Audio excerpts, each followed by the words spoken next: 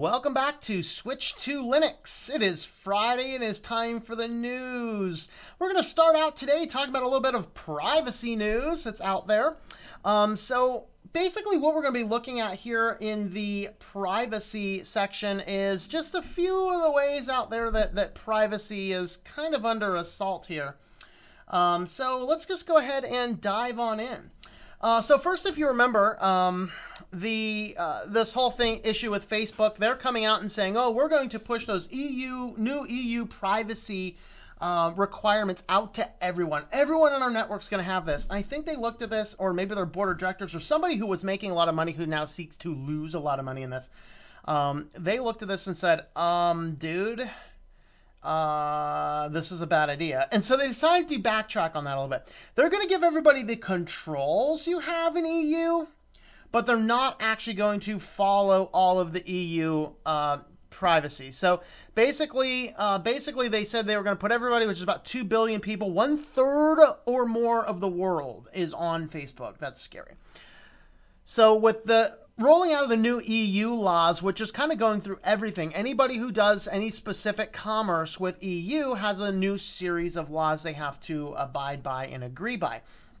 All right, and with these, Facebook was going to roll these out, but that just erased too much of this valuable data. And Facebook is a company about data, and so basically what they're going to do is they're going to, if you're not specifically in the EU, you're going back to kind of the way it used to be, except you'll still have access to the tools that you can go and delete things, but 1.5 billion people won't have all of the same stuff. So yeah, they realize they're kind of backtracking. I think the number was close to 1.9, let's see, almost 1.9 million Facebook users around the world would be protected by online social media, is making changes to ensure that number will be much smaller.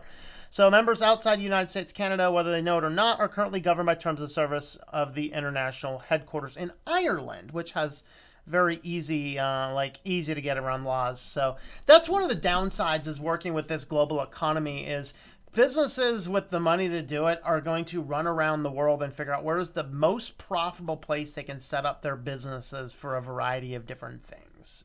And so that's kind of what's going on there. Come on, Facebook. But, you know, hey, that's the business they're in, right? Next, we have this nice new Windows Defender browser protection. So I think that this is a case of Microsoft. What this basically is, it's a browser extension you can add to Chrome. You can add this guy into Chrome, and it's basically going to, any site that you view is going to scan the site with Defender. Isn't this so awesome? You have the same Windows protection on your browser.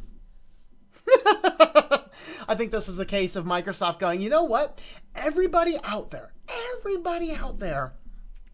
is still downloading Chrome. They're not using Edge. Why are they not using Edge? The best browser in the world. Why aren't they using Edge? So they just decided to release this protection, which will basically put all the tracking stuff they want to track you on from Edge into Chrome. So what it basically does is any website you go to, everything, it runs all of those sites out to a separate Microsoft-controlled site, which is running a live server edition of Windows Defender. So basically, every single thing you go to on the website goes out to Microsoft servers. They scan it all with Windows Defender, come back and go, it's all good. Thanks for that data, by the way. And so I would encourage probably... Not a good deal, people.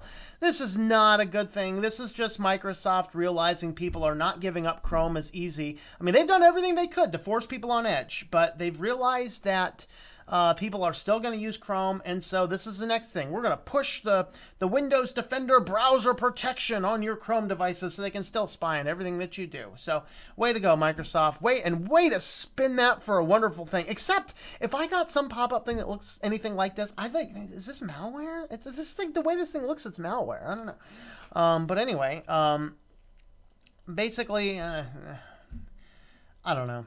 I don't know, dude. I don't know.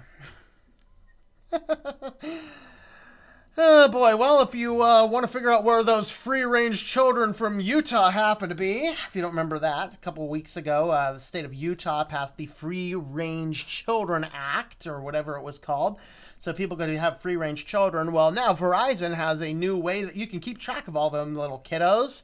So basically, if they have a smartphone, because every child needs a smartphone in their pocket, every child needs a smartphone in their pocket. And I'm 5 years old, 6 years old, give them smartphones, addict them to media. Let's go. Let's make this serious. So now they're basically doing this Verizon Smart Family. They're kind of rebranding the old parental controls, which was fairly useless, onto this thing where it does provide a decent service in that as long as your kids have their phone, or if they lose their phone, you can find it. But as long as your kids have their phone on them, then you can track exactly where they are. You can set alerts, so if they go into a certain range or out of a certain range, you know about it. It's basically home arrest, house arrest for your children, And there's some other things you can do, like there's some screening and filters you can do, which I have found that screening and filters through apps like this is like the most useless thing there is. The only real good way to do a proper filter is to force a VPN, an administrative VPN. NetAngel is the only filter I've seen that is actually worth anything, in my opinion, and even that is moving away from the VPN model and toward the app model, which means it's easy to get around. And so that's kind of the case. But anyway, this is this new Smart Family device. So you can get on here with your Smart Family. You can track all your children because, we need that. Now, this is one of those cases where I love what the technology can do, but I hate the fact that all this stuff goes up to Verizon servers and they're storing it too. And I've been doing a whole lot of cool experimentation with Nextcloud on the phone and stuff right now. And I'm going to be rolling out some more videos on that. Completely de-Googlifying your system. Now, what I'm curious of is there is a way in Nextcloud to do the very same thing that Google does, where if you turn on location services on a phone that is connected to Nextcloud, it will actually track and store your data onto a map on your own personal cloud. Now, the only reason I don't turn that kind of stuff on anyway and even test that is as long as location is on my phone, apps may or may not be able to gain access to it in the bottom. And so that's kind of the case. That's kind of where I sit in that. I'm not a big fan of this. This is a case where I love the technology. If I could implement this in my own hardware that I absolutely know for sure the data's not going anywhere else, this is a great thing. It'd be a great thing to have an individual product that is not linked to any other corporate server, just a home-based server or a server I control like an encrypted cPanel. Get one of those nice little flexi bands with a GPS tracker in it. That would be a great thing for our kids. It's just every one of the devices like that just wants to ping it all over all sorts of corporate servers, and we don't want that. And that's kind of the case with this. So I don't know how I feel about this, but, what do you guys think? Oh, boy. Oh, this is a neat one here. There's this case. This came out of UK with BBC. Of course, your smartphone cameras are getting really good. So moral, lesson here. Level 1 tech has been doing, tips for criminals or whatever. If you have contraband in your hand, here's my contraband. You like it? You have contraband in your hand. You take a picture. You might actually snap your fingerprints in there, and these cameras have pretty good photos. Well, somebody did that. They snapped a photo of some contraband, and it had their fingerprints in there, and the police pulled the fingerprints off of the photo that the guy uploaded to his own WhatsApp account. So it was a WhatsApp, which is supposed to be very secure, and basically the WhatsApp photo drug dealer was caught by groundbreaking work that was merely taking fingerprints off of a photo that's snapped with a phone. So, just be aware, your phone has high enough resolution to grab those types of things. Oh boy. And now for the doozy of our privacy news. And this is one of those cases where on the surface this looks amazing until you start to actually think about it. And that's what's so dangerous. So this is the Nest Power Project. So of course, 1 in 5 families, the low income families, spend 20+% or more of their income on energy. So their goal is to help fund and get poor people Nest thermostats to put into their house. Under the guise, mind you, of making sure that that you have we're going to save you 20%, which, by the way, if you just live consciously, you can save all that money yourself. Okay, you can turn the thermostat down when you leave the house. You can buy a programmable thermostat that's not connected anywhere to the internet, and you can do fun stuff like that. I used to have one of those in my house out west. It was an awesome thing. I had a little thing there, and of course, I only lived in the house 2 years when I was employed, so I really only used the programmable functions, for those 2 years. After that, I worked from home, so I kept the thing on all the time anyway.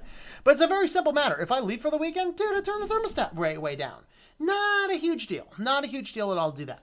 But regardless, this is kind of their plan. And I'm going to, as a side note, if you're looking to design websites, do not design a website like this. I would like to find whoever designed this website, and I would like to, beat them silly with a wet noodle or something. I don't know. Look how bad the site is. You got to scroll, and then it just kind of gets you into these other pages, and it does all of this ADD, wow, all over the stuff with craziness. And as you keep scrolling, it just starts doing weird stuff. And look at this thing. This is a nightmare. And this is not cool. This is not cool, people. This is not some, trendy, cool new idea. This is insane, because now I want to get back up. If I want to scroll to the bottom of the page, there's no scroll bars at all. It's not like scroll bars are there and they're just cut out on your view.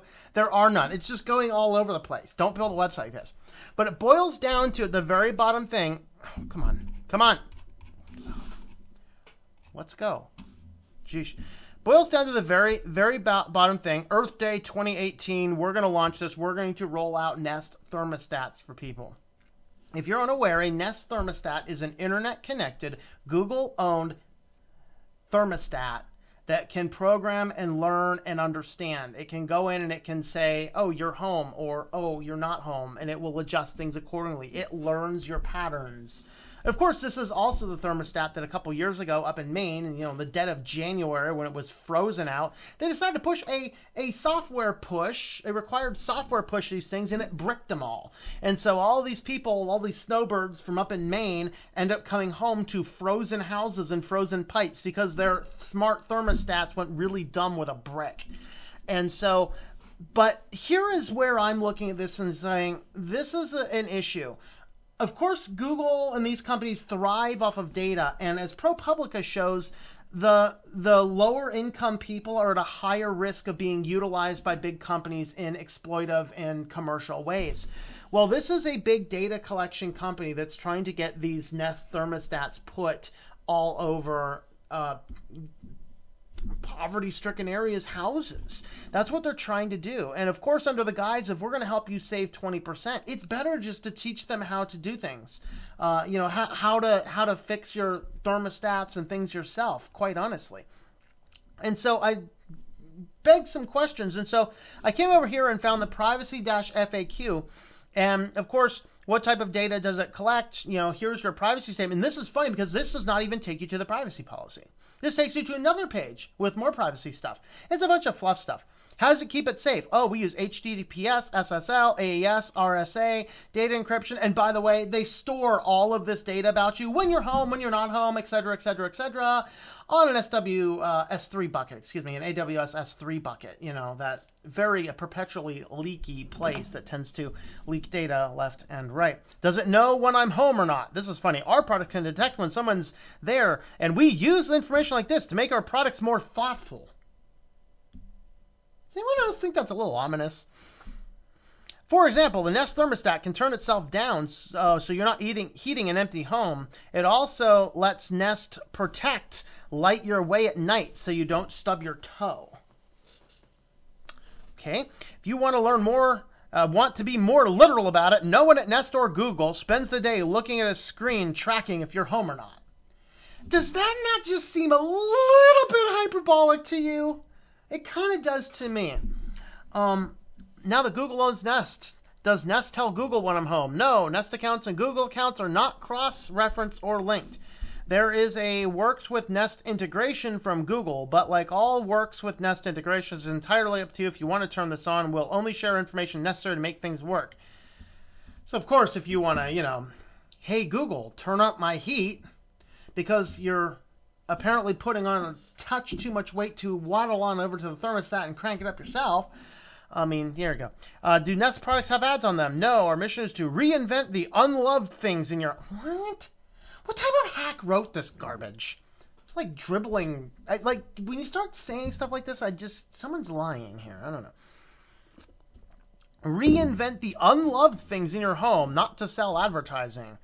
And by the way, though, there was some discussion about these things having ads at one point in time.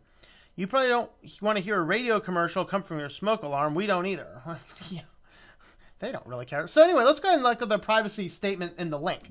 So this link takes us to this one, which again, notice is nest.com/privacy. Actually, I'm sorry, you can't notice that. The URL is now nest.com/privacy. And then your home is a safe haven. We believe home is a private place. You should have control of your home. We work hard to keep your data secure. Data can be thoughtful. See, and the biggest problem I have with all this is you're storing all of this data, and they are saying we're storing all this data. They're telling you that. They're storing all this data. It is available for hackers.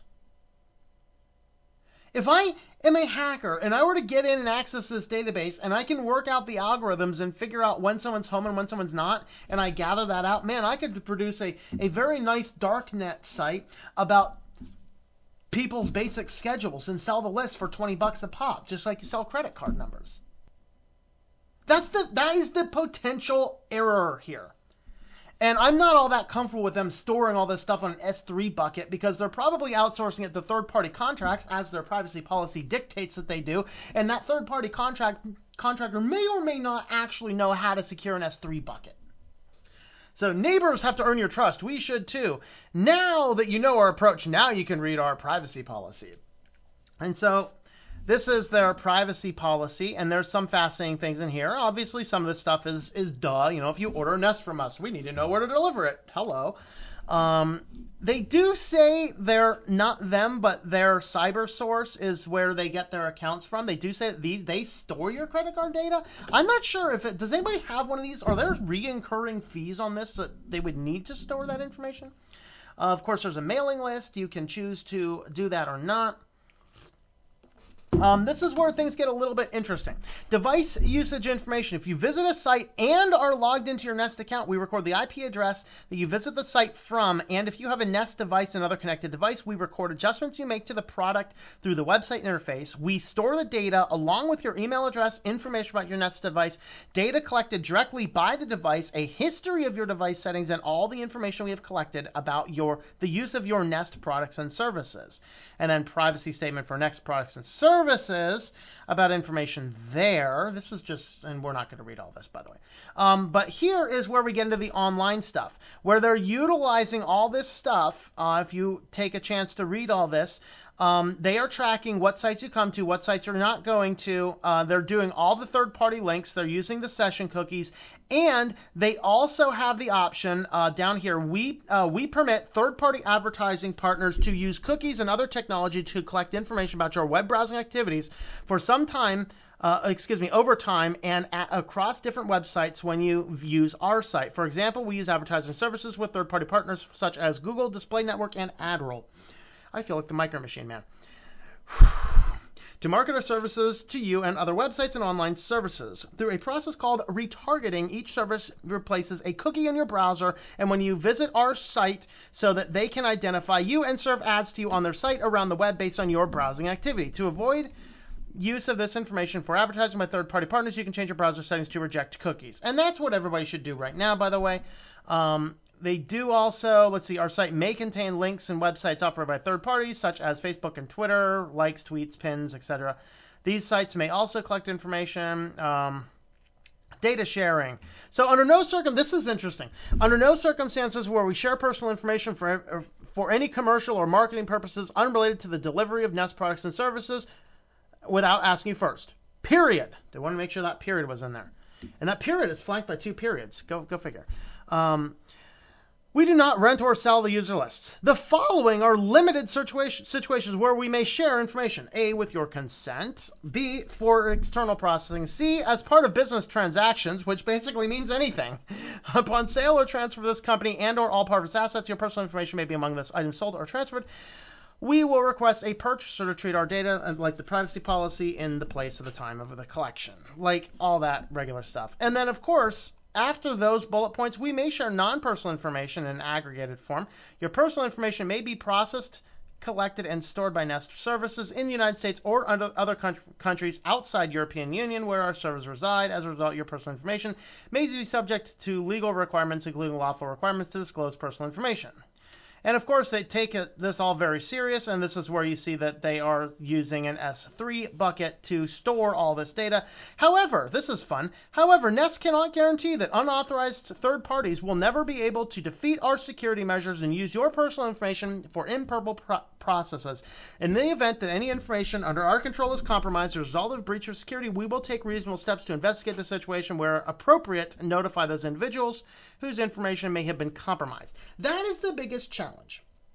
Right there. We went through all that just for that biggest challenge. As to say, we're just going to throw all this up on an AW bucket. Our third parties are probably managing all that. We're probably cutting costs where we can, and so we're utilizing external contractors. And those contractors may or may not know how to secure it. And that is why these Amazon S3 buckets keep leaking online. AWS is a fairly complicated system to work with. Okay, and I wouldn't trust companies necessarily with all this data. It's just better if they don't collect all this device data in the first place. And so here's be transparent, ask your permission, we will do our best in class. Okay, and I'm not going to go through reading all this, but to go back to the original article, the biggest concern here is they want to fit as many houses as they can with this stuff. This is owned by a data collection warehouse. And notice that they are utilizing browser cookies and whatever else to sell ads across different places. Worthy of consideration. So that is my take on the privacy news today. I hope you've enjoyed this video from Switched to Linux. If you'd like to help support the channel, check out the links at the top. There is another video over here. You can check out our Patreon page down here. And you can check out shop.switchtolinux.com for information on a t-shirt like this or some other designs. Thanks for watching and I hope that you enjoy switching to Linux.